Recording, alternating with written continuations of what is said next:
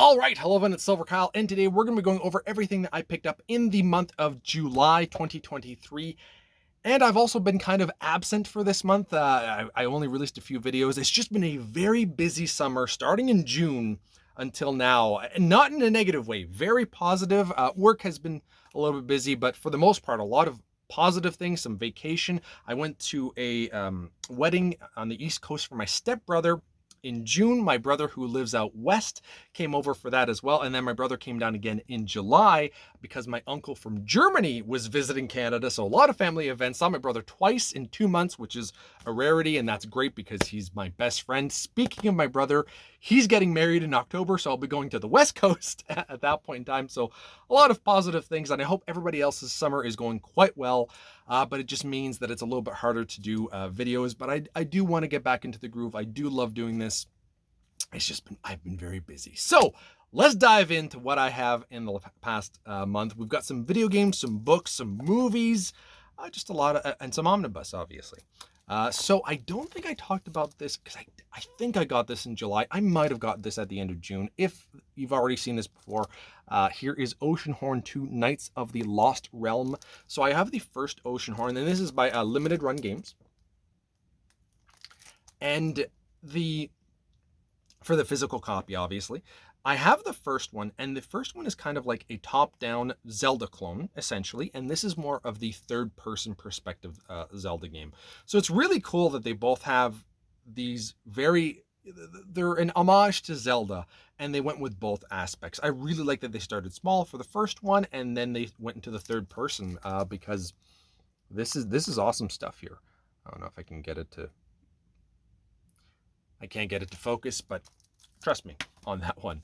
Another one that I picked up because it was on sale, and wasn't even on sale for that much of a price. It was $30 off, but this is one of the best games that I played last year. Plague Tale Requiem. I very strongly recommend playing Innocence first before you dive into this. I loved it. It was on Game Pass when I played it, so that's why I was able to not have to pick up the game. And Game Pass, I like it for that, but I still want to have my physical copies of games, and I want to support this game, so that's why I brought it brand new. I did wait for a sale because I had already played and beaten it, but this is some of the best storytelling in video games that I have ever seen. The first 2 games here, absolutely phenomenal. I really hope that they make a third in this world. I just don't know if they will, but I absolutely loved it, and I'm very much hoping that they make more because that is the storytelling, the voice acting in this is absolutely incredible. I loved it. I loved it. I had something else to show and I don't know where it is.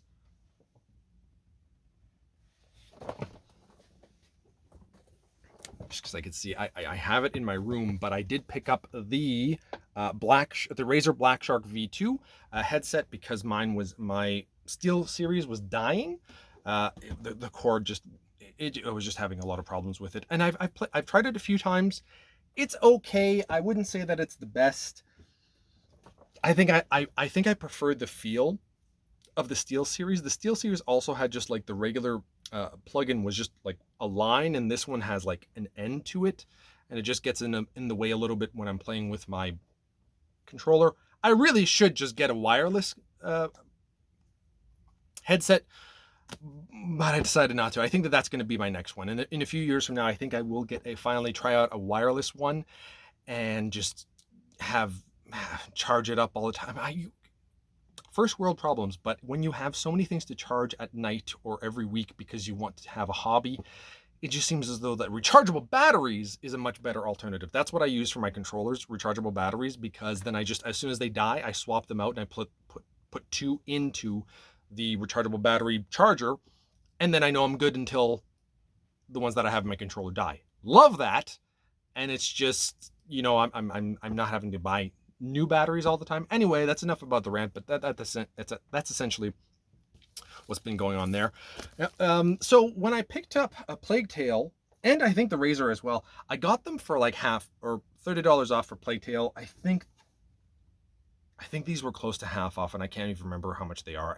I think I paid maybe $75 for these, and they might be $140, something like that. I honestly don't remember. I was looking at so many different headsets. Those might even be 200. Whatever these retail for, and you can go look it up. That's take off. I feel like I paid $75 for this because Prime was happening, which was on my birthday. So that's always fun. I picked up a few movies here. We got some 4K releases. Maltese Falcon. I've heard so many good things. Well, it's an older movie. I very much enjoy old movies. When you're in the right mood, this is just absolutely fantastic. And I understand this is not for everyone. I've never seen this movie, but I want to take a risk on it because I've heard so many positive things. It's kind of one of those movies that really inspired a lot of future movies going forward after this. It's kind of like what's it called? The other movie that came out around this time with Orson Welles, I believe his name, and I'm forgetting the name, but that one's generally seen as a big movie that was ahead of its time for I think the 40s. I think Maltese Falcon is 41. Looking forward to it and taking a look at it. I don't think that this is necessarily for everybody, but I do strongly recommend still checking out some old movies like this. I should do a video like that at some point for movies that are worth looking at from the 40s, the 50s. Alfred Hitchcock is a great director. He has like 70, 80 movies though, and not every one of his movies is good. But Rear Window, I think anybody can watch that. Vertigo, Psycho, those are excellent films. 12 Angry Men is another great movie from the 50s, I believe. Awesome movies that I think you can still enjoy at this point in time. And even though it's really old and the acting is going to be a little bit different, are very worthwhile watching.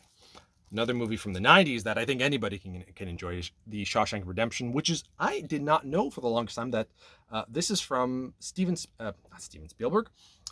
King. That's interesting to me. I had no idea. Absolutely phenomenal movie. I mean, Tim Robbins and Morgan Freeman are excellent in this. The Warden is also great. This is one of the best movies of all time, I think. I think for a while it might even still be number one on IMDb. The Godfather was number one for a while, and then Shawshank beat it back in on IMDb back in the early 2000s. I was on those boards all the time back when they actually had message boards. They don't have those anymore, which is unfortunate. But I was on there quite often. And that's where I watched quite a bit or heard about a lot of movies. I've rated now over 1,200 movies on IMDb, which is kind of cool, starting from 2004. And I remember when Godfather was number one and then Shawshank beat it. And I was so upset. And now I prefer Shawshank over The Godfather. I just don't feel like it's the greatest movie of all time. Like number one, no, I don't think it deserves that. Top 20? I'd say so, probably. It's been a while since I've seen it though, so I'd like to go back and see, maybe revisit it and maybe think, yeah, I can see the argument being made of it being number one. I mean, if it's in the top 20 movies of all time, you can kind of say that it deserves to be mentioned because the top 20 movies out of thousands of movies. I've rated 1,200, and I'm by no means a movie reviewer. I've just seen a good amount of movies. So anyway, next up is Tenet. I haven't seen this yet, which is insane. Christopher Nolan is potentially my favorite director of all time, and I have not seen this movie yet. I haven't seen Oppenheimer either. I need to get on this. So I wanted to watch this and then check out Oppenheimer. So that is going to be done pretty soon.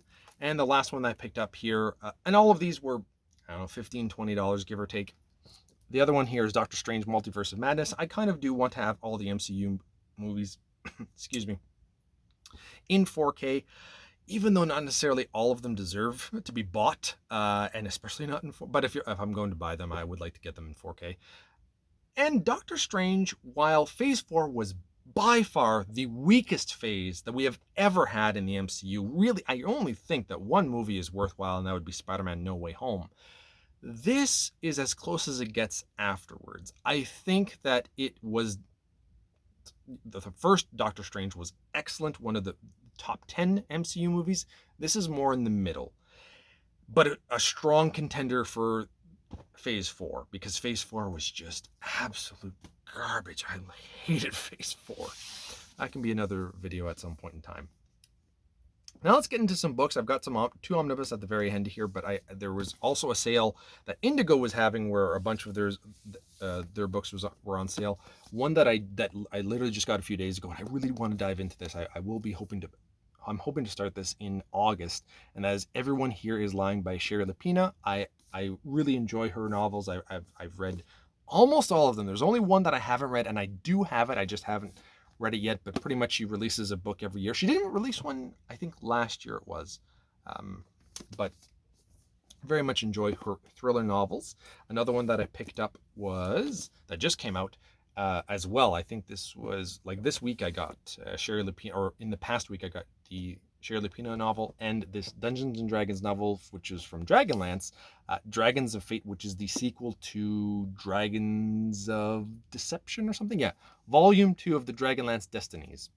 There you go. And that one just came out not too long ago too, so I'm gonna have to read that in the next little while. I enjoyed the first Dragonlance book from way back when, and I should have finished that trilogy, but I haven't. So I'm going to try to dive into this and see if how much I can get into it.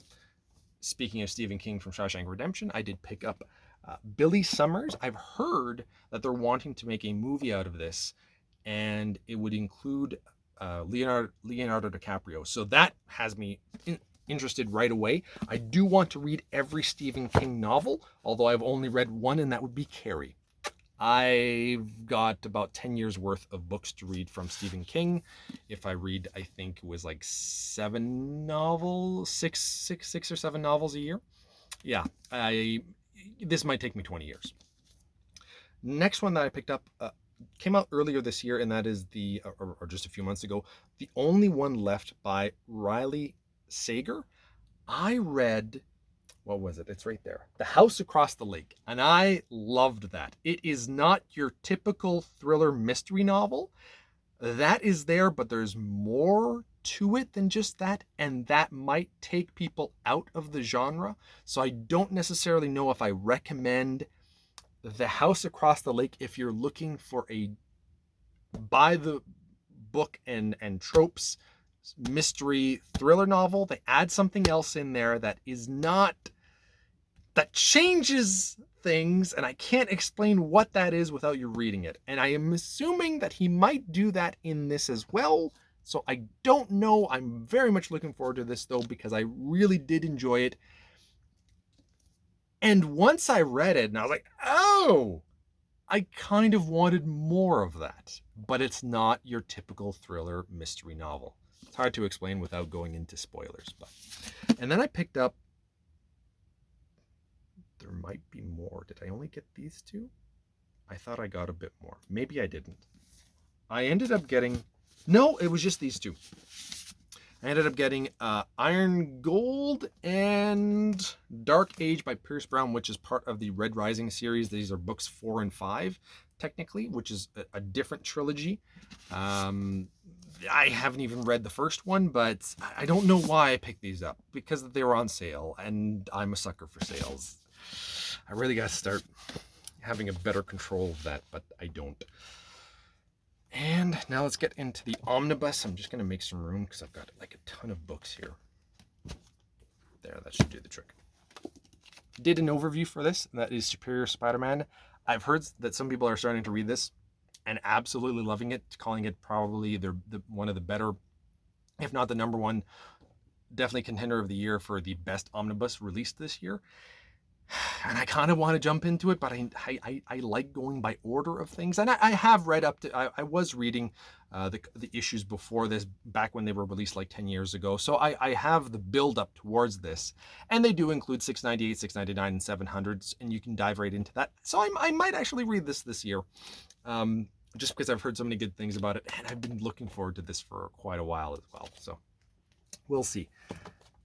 So that's Superior Spider-Man. And I also got, and I need to do a video for this. I got this, I think, last week, and I haven't had the time to do a video. And that is the Avengers, the Earth's Mightiest Heroes, Volume 1 Omnibus, which is one of the omnibus that I wanted to get years ago, but it was a whale at the time. So I'm very happy that they finally released this. It does have the new spine. Love the little picture. Doesn't look the greatest on when you have a bunch of other books. And I think I have Avengers Volume 3, so it's going to look weird having these ones, and then 4, 5, whatever. That's just unfortunate, and the extremely small. I know that people probably get tired of this, so I understand if you don't want to talk about spines, but which one looks nicer? Which one looks nicer? You can read this. Can you read the Avengers? Oh, Marvel. Anyway, that's everything that I picked up in the month of July. I have no idea when we're going to get to... I'll probably get to the movies probably soon, and at least the Sherry Lapina novel, Superior Spider-Man. I'm reading Volume 3 right now of The Amazing Spider-Man, and I'm going to be doing a review of that soon, and I also want to do a review of Volume 4 because Volume 4 is getting a reprint in the month of August. So I wanted to do, I already have the book, so I won't be doing an overview of the book, but I wouldn't mind doing a review of the actual material to see if it's something something that people could be interested in. So there you have it. That's everything that I picked up in the month. Clearly, I need to be doing this more often because I always enjoy it. Every time that I take a little bit of a hiatus, I end up talking way too much, but hopefully for those of you that have stuck around, you've enjoyed this. And yeah, you've all been bearded in, so thank you all for watching. Beardage.